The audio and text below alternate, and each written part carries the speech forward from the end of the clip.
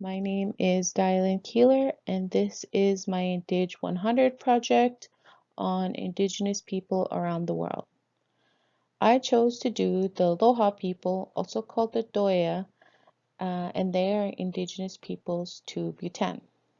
I chose them because I thought they were very interesting and they are relatively unknown and unstudied. I want to educate my peers on this resilient tribe as they struggle to coexist in this modern world. I hope you enjoy. Lhop people. The Lhop people are thought to be the original indigenous people of Bhutan. They were encountered by the Nepalese immigrants to the area, and they were described as short indigenous people of the subterranean mountains. Lhop means southerner, which is where they primarily reside in, and Doya is a Nepalese word meaning kind or kind-hearted.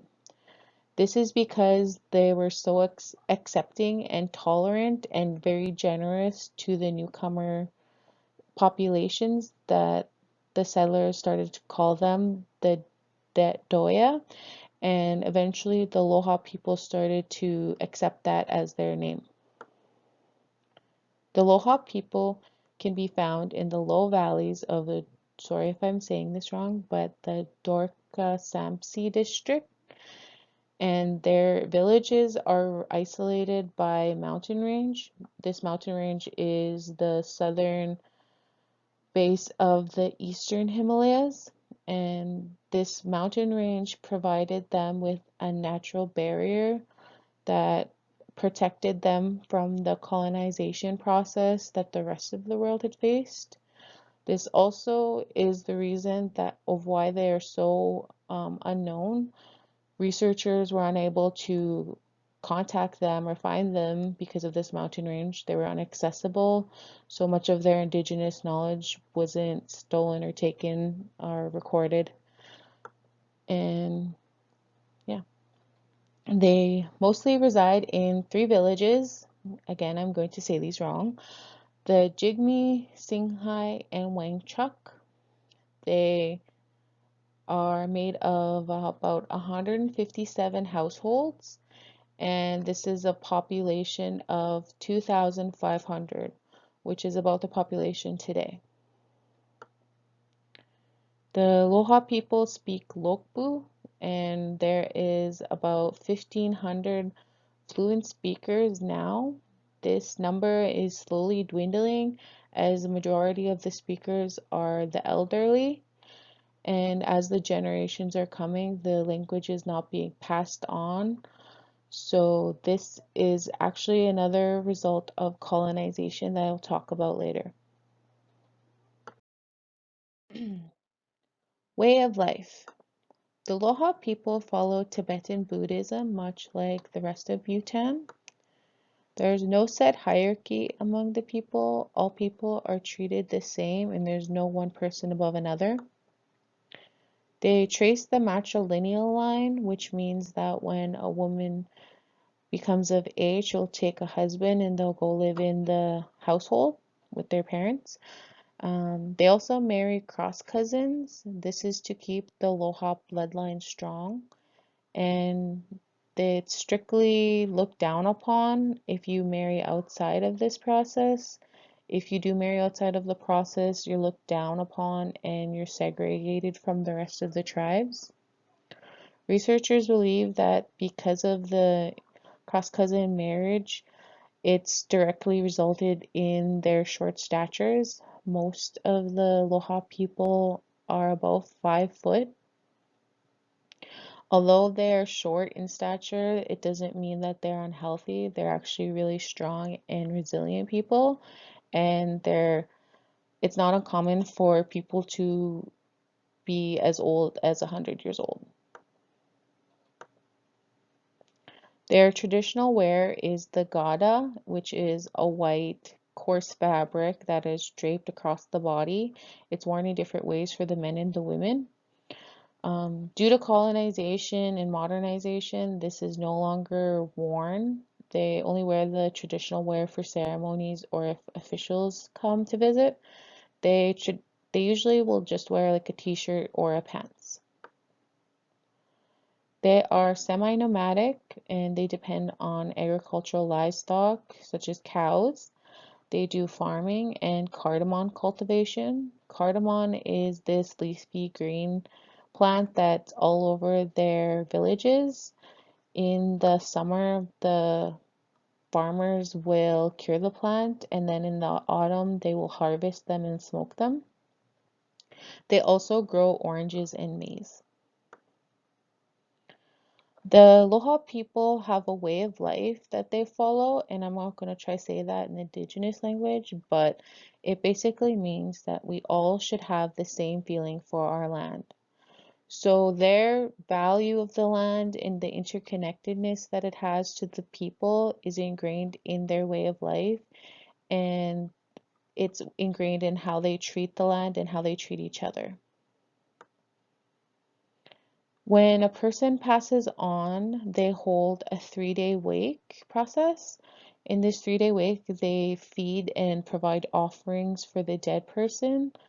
And anyone who comes in contact with the body in these 3 days has to remain with the body for the rest of the 3 days.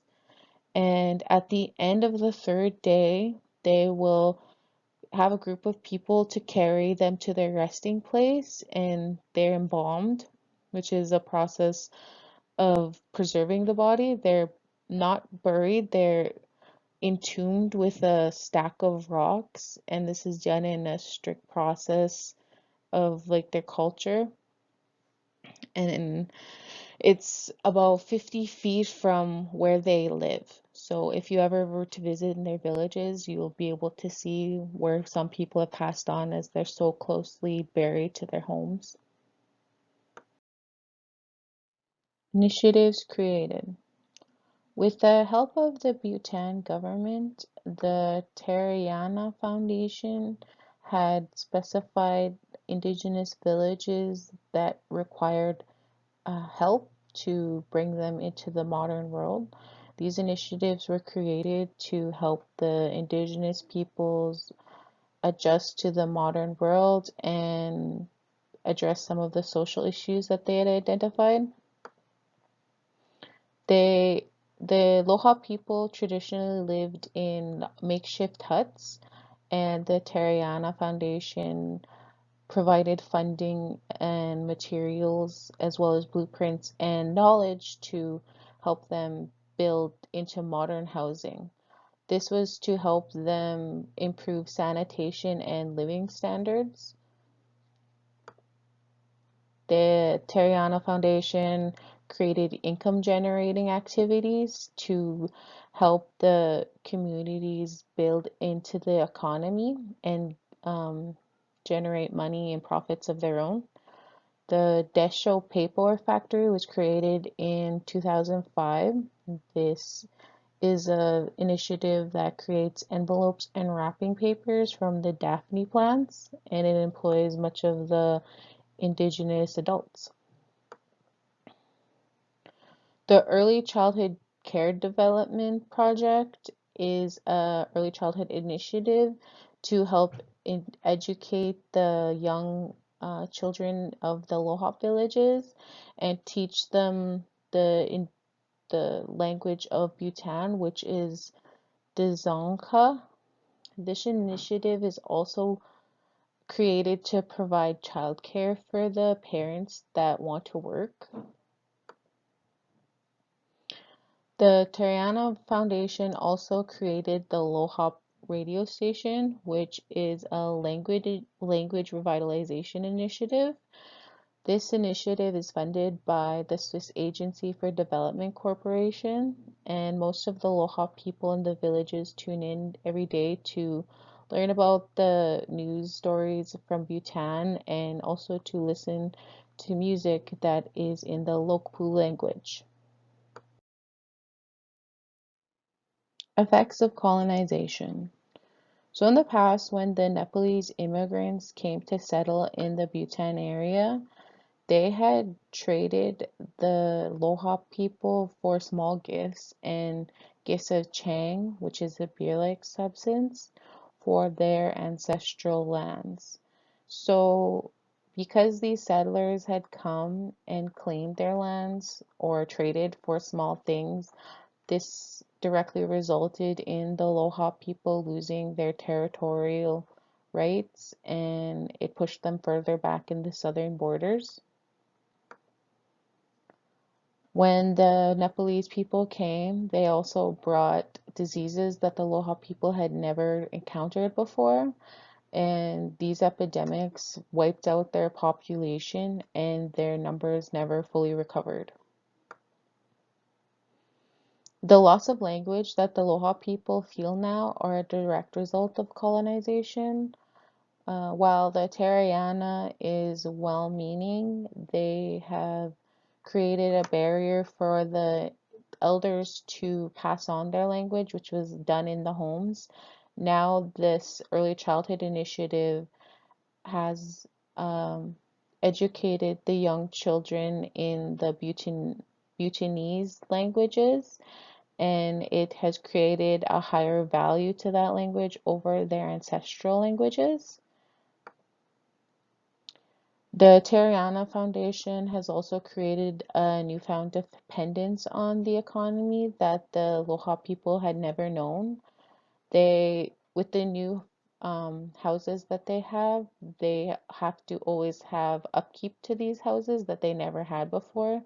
And with the upkeep, they need to have money. And with the initiatives for the work, the people always have to have work and maintain that balance.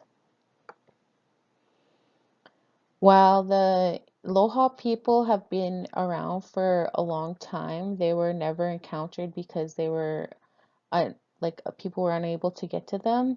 So now that they've been documented, there is now religious initiatives that are targeting them specifically as unreached people, and they want to convert them from Buddhism to Christianity or Catholicism.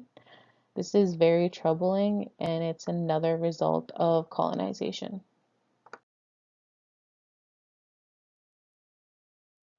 So these indigenous people, my question is, do they actually need our help? No, they didn't. The colonization that they face now is actually the direct result of their loss of population that they felt in the past and the loss of language that they now have. The creation of this economy that they had never had is creating a dependence on wealth and a dependence on the jobs to upkeep the new housing. And these are things that they had survived for many years without, and now that they have these dependencies, it's creating stressors on them.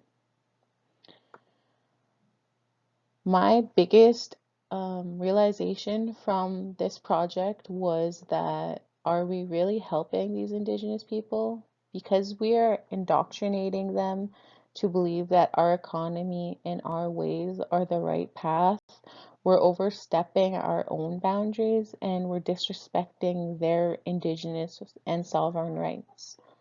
These people have always lived their own ways and their own rights, their own values, and these things need to be respected. Whether or not we agree with them, they need to have the ability to live in their own manners without our interference. So these are some of the reference that I used for my project. I really enjoyed doing this project on the Lhop people. I learned a lot about indigenous people that were never really studied or known, and I'm glad I got to share that with you guys.